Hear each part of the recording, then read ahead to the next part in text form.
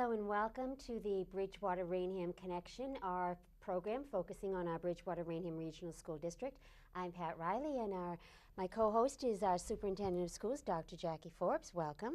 Good afternoon, Pat. How are you today? We're doing well, and I can't believe we're already into April here. I know the School year is flying by. Absolutely. And you brought two wonderful guests with you today. Yes, I have with me our high school principal, Angela Watson, and assistant principal, Paula Maxwell. And we're here today to talk about the wonderful things that are going on over at the high school. I'd like to start with our graduation rate. Okay. Angela, could you speak to that? Sure. Well, first, thank you for having us. It is a pleasure to be here. We love coming on the show. BR has a very high graduation rate. Very, very proud. We're pretty consistent. 99% to 100% every single year. So it's something that we really pride ourselves in. And I think it's because we have a lot of supports in place for students along the way if they do need them. But we do pride ourselves on having a very high graduation rate and a very low dropout rate. So. That's excellent. Absolutely excellent. We're very pleased, and we want the community to know about that. Very good. How many students do we have at the high school, Angela? Approximately 1,500. Grades 9 through 12. So it's pretty consistent. It's high threes, about 375 to 385 per class, 9 through 12. And you've been principal there for how many years now? This is actually my 4th year at the high school serving as principal. It's my 13th in the district. My goodness. So. And Paula, you're a relatively new addition to the team. Yes, hello. I've been there 2 years. I work exclusively with the 9th grade students and their parents. And we have a lot of really exciting things going on during this time of the year. One particular initiative is called Building Bridges, and it starts to create that dialogue between the middle school students and parents and the high school students and staff. And it's wonderful because we have lots of different things in place for parents and for students. For instance, for parents, we have already had one forum, which we hosted at each middle school. And our guidance staff came along and they explained the course selection process. They assisted parents with filling out the forms. And the second forum is going to be May 8th. I'm going to be co-hosting with Cindy Dempsey, our adjustment counselor. And we're going to be sponsoring a workshop on summer survival tips for grade 9 parents to help their child prepare for high school and to navigate those difficult times. Is that a new program, a new initiative, Paula? It's in its second year, and last year it was very successful. This year we built on it. We have really tried to strengthen the transition between the middle and the high schools, particularly between guidance departments, and making sure that students are leveled accurately and that their needs are being met out of the gate so that when we do see them in August, we're prepared and ready to move on. Very good. That's really important, Dr. Forbes. Yes, it is.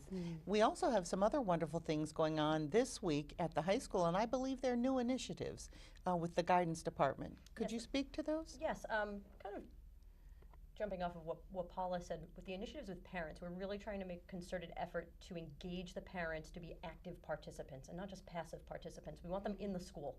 We want them participating in the classrooms. We want them informed. So we're trying to do more with providing information to parents. So guidance this year started morning sessions for parents. They have traditionally done night sessions, a couple of night sessions a year, 2 or 3, for juniors and seniors, parents of juniors and senior students, to talk about the college process. That is a daunting process. So for all you parents out there, we do understand and we sympathize. So it's difficult. It's a difficult road to go down. So the more information, the better. But we also understand that a lot of parents are busy and they might have multiple children. They might work different hours or might not, just have the time to come to the school at night. So we're offering morning sessions as well. I believe they're going to have a Friday morning session. They had a morning session earlier this school year for parents of junior students to talk about, okay, how do we get ready for this college path? What are things that we have to get in place? What do the SATs really mean, and how do I do these applications, and what are safety schools? And it's kind of wonderful to present them with all the information. They ask great questions, and we always have like an open door policy for the parents, but we want them engaged, and we want them to feel like they're welcomed into the school. So whether it's 8th grade transition to try to set their nerves a little at ease, they're letting their babies kind of fly out of the coop in 8th grade into 9th grade. So. Or for the juniors and seniors, same thing. These parents are transitioning from high school into this unknown world for a lot of them, college. How do we do this? What do we do? How do we finance this? You know, what are those next steps? So. That's certainly a great strength of the high school to be able to offer that. What do you think are some of the other strengths that our high school offers students? I think what I'm probably most proud about is over the course of 4 years, I've seen a really nice turnaround in terms of the academics. I think we're operating with a much more laser focus on student achievement, on rigor, on kind of knowing like these kids are going to graduate and have to go off to college and into the real world, and are they prepared? And are we preparing them the best that we can?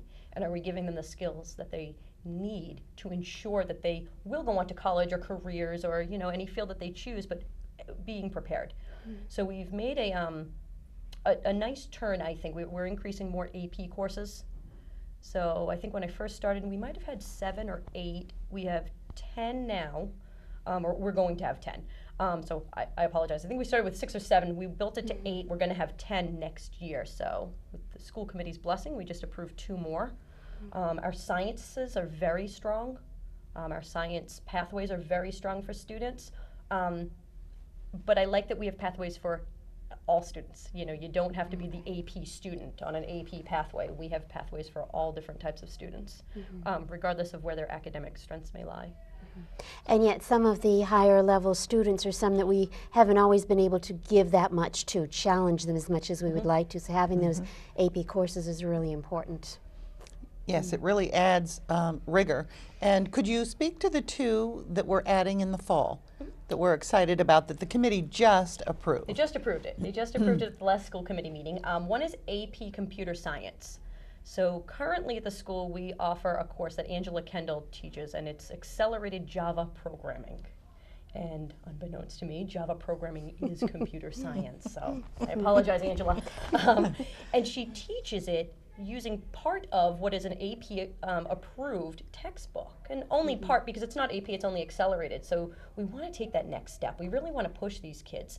Some of the students that take these courses are just so bright to begin with, and you want to keep pushing them, and you want to keep challenging them. So AP Computer Science will be one that we're going to attempt to start next year, and the other is AP Physics.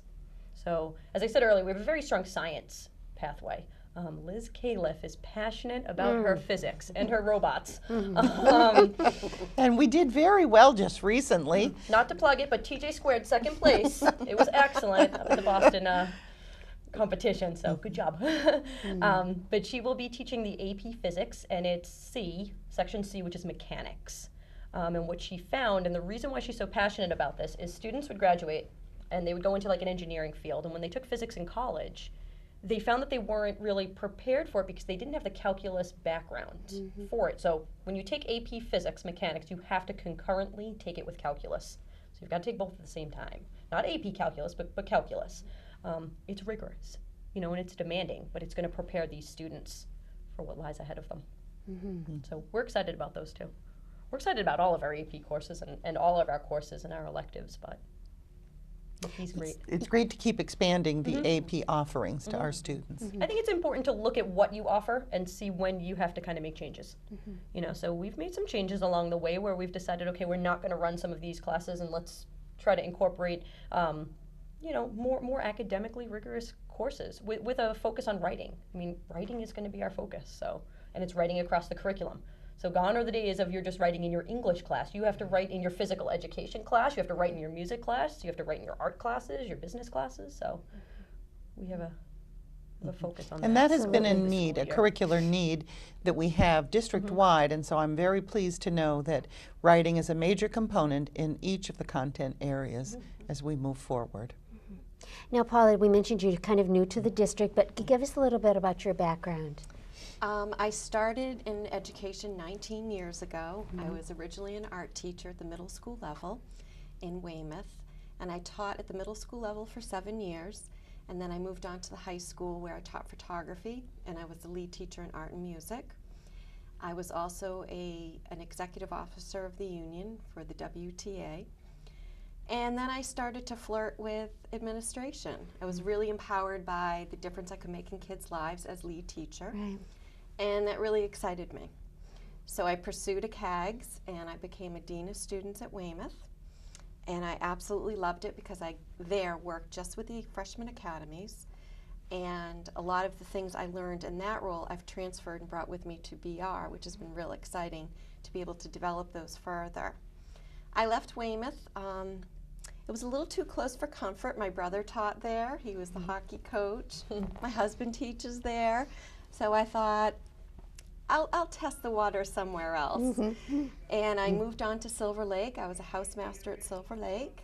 And due to budgetary constraints, my position was eliminated, which brought me to Cape Cod. And I was an assistant principal at Cape Tech, which is a vocational school, which was wonderful because I completely saw a different type of learner. Sure. And the dynamics of that type of setting really enriched my background. And finally, I was brought back to the area, and I was a middle school principal for a year in Hull. Absolutely adored the role. However, I really missed high school and working in a comprehensive high school setting, and was fortunate enough to land at BR. And here I am. So we scooped her up I with that guess. broad-based background, and she's been doing wonderful things, and also is instrumental in our mentor-teacher program. If you could share your Certainly. information with about that program. Mentoring was a passion of mine that I started in Weymouth and worked at the district level, and I was fortunate enough to collaborate with Mr. Swenson this summer. The mentoring program we have implemented here at Bridgewater Raynham, I'm very proud of because it dovetails with the new teacher evaluation tool, and it is going to align our staff to make sure that their teaching has breadth and depth as well as rigor, which will prepare them and our students for the upcoming park. The mentoring program has a couple of components. We have 5 modules in place, and the modules align directly with William Rebus's instructional practices, which this past summer all of the administrators in the district participated in. The Green Book. And so that Green Book is really what drives the mentoring program. And so anything that we present to new teachers and their mentors directly aligns with that book. So for instance, today we have a session, and we have 2 model teachers who are going to exemplify what differentiated instruction is. And they're going to present to the new teachers and their mentors a mini infomercial, if you will, on DI. So it's real exciting. We've gotten a lot of positive feedback from the staff. We're going to sit down and look at things critically and see where we can meet needs better and differently, because as you know, teachers coming into the profession, they're not just coming right out of college. They're coming from industry, and so to support them and to provide that support so it ensures retention, this is very important. Absolutely. And it's exciting. Very good. Angela, the high school is in the process of a reevaluation. Tell us about that. Sure. NEASC is the New England Association of Schools and Colleges. Every 10 years, you have to conduct what they call a self-study, and you get re-accredited every 10 years. And the organization is made up of your peers, so it's made up of other teachers and administrators all around New England. So for the past year and a half, we've been conducting our self-study. It's a very rigorous process. It's very demanding. A lot of our professional development time was spent focusing on this, but it's very important. It's kind of like doing a self-evaluation. In the finance world, it's like auditing. So this is kind of like an audit of our curriculum. So there are 7 standards. The main pillars are your curriculum, your instruction, and your assessment. You have to take a real truthful look at what you do, how you're doing it, and maybe where your needs lie. And you have to be truthful because they're going to come in and they're going to take a look at your report. So we're compiling the report right now. Out of the 7 standards, 5 have been approved by the faculty. Every month we approve 2 more. So by May we will be fully approved, hopefully. Then we're going to compile the document, and with the help of one of the English teachers, we're going to put it all together. It'll probably be about 100 to 120 page comprehensive document that really speaks volumes of our school, how we operate, how it works, what we have, what we don't have, where we feel our needs are. The report gets sent out. A visiting team is comprised. They're coming in the fall of 2013. So they're coming September 29th, 2013. They spend 3 days with us at our school, with our teachers, with our parents, with our students. They shadow a lot of our students. They will be comprised of about 16 members or people. So it's a pretty big team because we're a pretty big school. And that's their duty is to see if what we wrote is what we really do. So the mantra always going into this reaccreditation process is be truthful.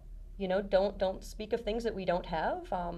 Don't elaborate what we do, and just say what we do. You know, we do a good job. We want to do a great job. What I'm hoping to get out of the whole process is they will hand us back a report, kind of like this is how you did. This is where we rank you on these 7 standards, and they give you a blueprint for improvement. This is what you have to do. So to maintain accreditation, they give you a list, and we start at the beginning. Okay, what are they recommending to us? Boom, boom, boom. And then what did we get commended for? What do we do really well that we should kind of pat ourselves on the back and be really proud of? What systems do we have in place? Maybe it's courses that we offer. Maybe it's, you know, electives, clubs. It could be a plethora of different things, but I'm excited about it. I think the staff is finally, okay, we've got our heads back above water now. we're doing okay. So, but they've been troopers through the whole process, because sometimes it's really tough to sit down and hold that mirror in front of your face and say, all right, how do you self-reflect? And are you truthful? So, and it's a very valuable process. At the central office level, I'm looking forward to the commendations. So I'll be able to share those publicly with the school committee and our communities. But what is most valuable will be the recommendations. How do we improve? And then in my office, we start to strategize. Do we need professional development in a certain area? Do we need to develop different courses? Do we need to look at our facilities?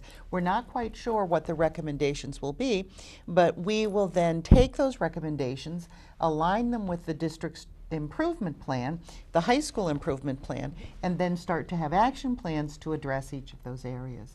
So it's a really great way to look at ourselves, do an assessment, and then respond so that we can make the high school a better learning institution for all. Is that stamp of accreditation important? Yes, it is. It's very important. I don't think any principal, any administrator wants to be affiliated with a school that is not accredited by NEASC, nor does the school committee. It's a very, very important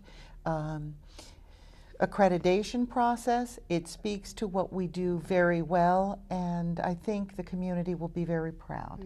It's important for students going on to higher education, too, that they come from a high school that's accredited. Yes, it really is. One of the other things that we have going on at the high school that's so great is that we have a safety net for students who might have difficulty or who might have to leave the day school, and that's our Excel program. Could you talk about that, Sure. Angela? Sure. I don't know how long the Excel program has been in existence, but it was started by Phil Capon, who has since passed, but is just a wonderful, wonderful man. And he started it based on, you know, a personal love for helping at-risk kids. I had the pleasure of actually teaching there for about 3 years when I first started in the district back in 2000. So I taught at night school. It's currently run by Mr. Bill Barber. He's the director of the program. There's probably about 45 to 50 students enrolled in it each semester. They run trimesters, so they run very similar to colleges. They run a fall, they run a spring, and then they do run a summer session. In the summer, they help out the high school as well by offering credit recovery for some of our high school students that might have been tardy to school and lost credit for attendance reasons, and now they have to make up some credit. But it is a wonderful program. And I think sometimes it gets a negative reputation by people if they don't truly understand it. It's not for bad kids. It's for all sorts of students, and adults.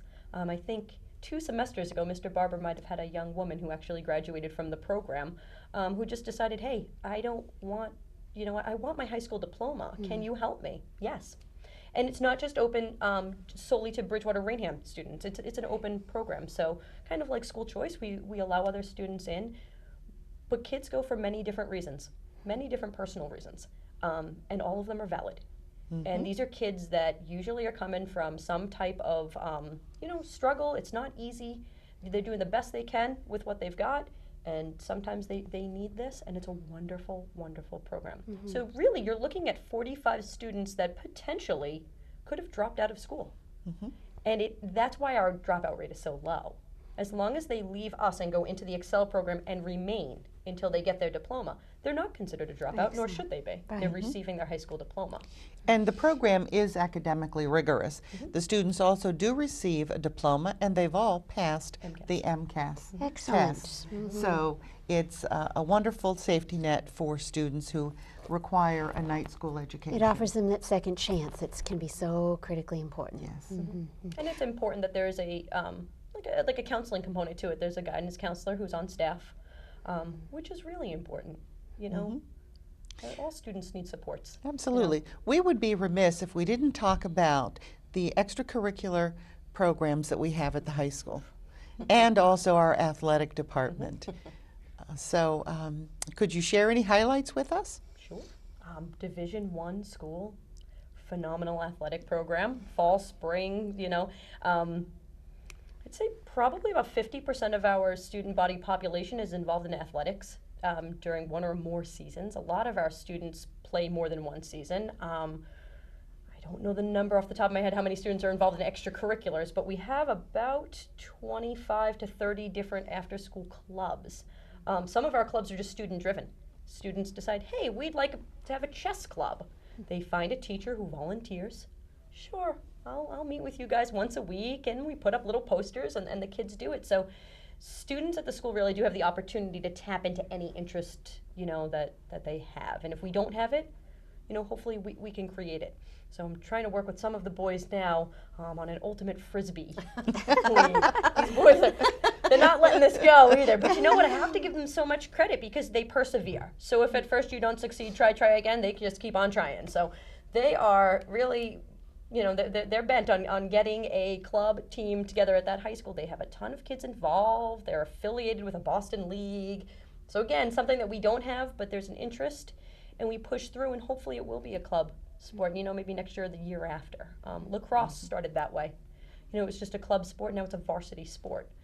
Swimming became a varsity sport. Gymnastics became a varsity sport. So we have a large kind of playing field for students to get involved in. And I like that we have all levels, from freshman to JV up to varsity. So How about our arts department? Arts department's great. I'll speak to that. Yeah, I'm like, I could feel her. I could feel her. She's like, ooh, art. Art music. I'm very proud of our art and music department. I work very closely with the staff. We just recently had the district-wide Arts Festival, which if you had a chance to visit the high school and see some of the wonderful work, and Spider-Man crawling on the second floor, that was really interesting. Oh, yes. It was just so rewarding to walk through and see the little ones and their artwork and their sculptures, but more importantly, the dedication of the staff and what they've put into this program. And just in the short 2 years, we've brought on a second art teacher at the high school. We have a thriving ceramics department. Really? And to walk into that classroom and see students that might struggle in a science or a math, and to be shining, and to be so proud and call you over and say, hey, look at what I did. And it's pretty amazing. I'm very proud to be at BR and be a part of that art and music program. I know you have some wonderful groups that put on great shows sometimes around this time of year. Rainwater Players. Beginning of May. Yes, Rainwater Players is phenomenal. I will never forget the first time I went to the play, and I thought, okay, high school musical. This will be nice. I was blown away, and I thought, why am I going to Boston? No offense. This is wonderful. It is. They are so talented, chillingly talented. Their voices are just phenomenal. Maybe because I can't hold a note to save my life or play an instrument. I'm just even more blown away by art and music because it just absolutely amazes me. But Lisa White just does a phenomenal job with those students. We've got West Side Story this year, beginning of May. Make sure you get your tickets. but that will be a wonderful show. Absolutely. That will be sold out. Oh, it's sold out every single year, and I think a few years ago when they did Beauty and the Beast, they actually had the Saturday matinee for the younger students, and that was just wonderful. So it's Very nice. good. Another thing that gets me excited all the time is community service, community involvement, and that's Yes. something that really this high school has stepped up to get the students more involved. We initiated it 2 years ago, and I mean, this is all on Paula. Mrs. Maxwell has done a phenomenal job with this. I mean, her first year is kind of like, okay, you're going to oversee this for us, and it's daunting. There's a lot of students, and now it's in its second year. It's in its second year. Currently, the sophomores will be the first graduating class that have to fulfill this requirement of 60 hours. It has really developed. I'm working with Charlene Archer, who's a teacher in the building, and she is sort of my liaison as far as communicating to students and parents. We've updated our web link, so we're becoming more savvy as far as how we get that information out to kids. But the most rewarding thing, last year the average ninth grader completed, on average, 32 hours. Excellent. 15 is what is required. Mhm. So the kids really enjoy it. Making that connection with community partners is essential. A lot of kids are getting involved in things that they would have never had an opportunity to be involved in. So it's definitely a work in progress, but it's very exciting. And oh, I'm sorry. I think I apologize. Was this year the Paula and Charlene decided to is it monthly that we're putting them on? Yes. We thought we'd sponsor, because ninth graders and 10th graders typically don't drive. They drive bikes, Right. skateboards. So to get a child to some location to do their community service, we thought we'd bring it to them. And so what we've done is we have sponsored on the second Monday of every month. It's called Socializing with Seniors. And we're inviting seniors in both communities, Raynham and Bridgewater. So come one, come all. Second Monday of the month. This particular month, it's going to be board games. Refreshments will be served, and it's an opportunity for the seniors in the community to sit and have light conversation with our students and to create that bond and that connection. When the weather gets a little nicer, we'll do some schoolyard cleanups, and Excellent. we'll do some reading. So it's real neat. And I would like to thank the school committee for their leadership in making it a graduation requirement. And I think that has sent the message to all of our students and staff in the communities that community service is really important. And at our last school committee meeting, the Bridgewater State University just announced that they will be giving 25 individual $1,000 scholarships with a focus on community service for students who are going to go on to the university for their undergraduate studies. So it's really paying off in the community. So thank you, Ms. Riley, for doing that. Thank you. And we're quickly running out of time here, but it's really an exciting time at the high school. And one thing that's always so impressive is scholarship night. And the community, our communities, Bridgewater and Raynham, do so much to support our schools. It's always amazing how many scholarships and the deserving students that are the recipients. So that will be coming up, and along with all the awards nights and graduation. Nights and spring, graduation, all the senior events, the proms. This is the fun time, I guess. The busy time. Yes. And our busy. graduation date is? June 3rd. Is that At- Sunday? Yes, that's Okay, a as long as Sunday. it's Sunday. I'm like June 2nd, June 3rd. June 3rd, 1 o'clock. And that will be in the gymnasium. That's been gymnasium. working out well the last couple of years. Yes, we've really lucked out. For parents, it's just so you get great pictures, because you're this far away versus I don't think we've ever had it out on the new football field. You're so far away, yet they look like a little speck. And it's hard to hear what the students are saying. And this is nice. The reason why I'm a big proponent for it being indoors is obviously you don't have to battle with Mother Nature, but And it's that air last time we conditioned. had it outside was Yes, yeah. yes. Remember we ran back in the pouring rain. But we have air conditioning in the auditorium, and we stream it live. So Excellent. that's important for people to Excellent. know. So we'll be hearing about all of those events coming up. Yes, you will. And excellent. We want to thank you very much for being here, Paula Maxwell and Angela Watson. Thank you. Dr. Forbes, another great show. Thank you very much. We're very proud of what's going on at our high school. Excellent. So are we. Very good. And we want to thank all of you for being with us as well. We'll see you on our next Bridgewater Raynham Connection. We're gone. See how